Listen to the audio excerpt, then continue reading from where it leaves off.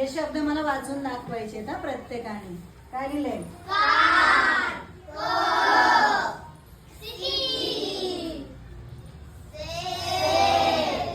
काय फरक वाटला रे तुम्हाला? हा, सी चा आवाज आपण काय शिकलोय? क. पण कधी कधी स पण. आपण दुसरीला पण शिकलो होतो.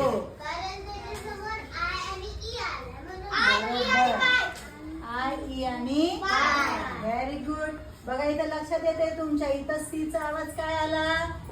आणि इथं सी चा आवाज काय येतोय? मग आता सांगा तुम्हीच मला नियम. सी चा आवाज क कधी येतो?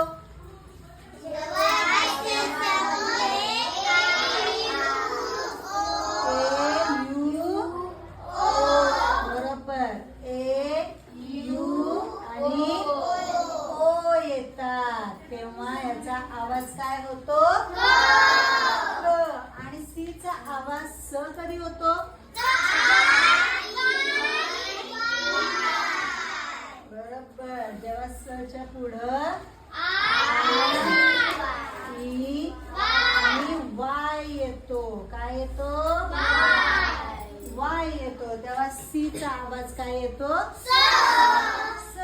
हा नियम लक्षात ठेवायचा. म्हणजे जेव्हा तुम्हाला शब्द लिहायची वेळ येईल तेव्हा सी काय यस लिहायचं आहे. हे तुमच्या डोक्यात राहिलं पाहिजे. बरोबर. सी चा आवाज क पण येतो आणि सी चा आवाज स पण येतो. चला मग वाचूया पटकन.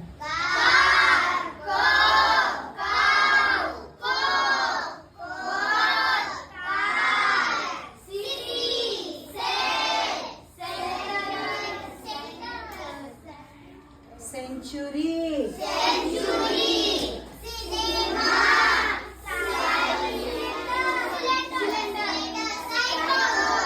सायकल. एकदम साधा सोपा नियम. सी चा आवाज स कधी आणि सी चा आवाज क कधी. समजला नियम? पुन्हा एकदा आपली उजळणी झाली. आपण हा आधी पण शिकलो होतो.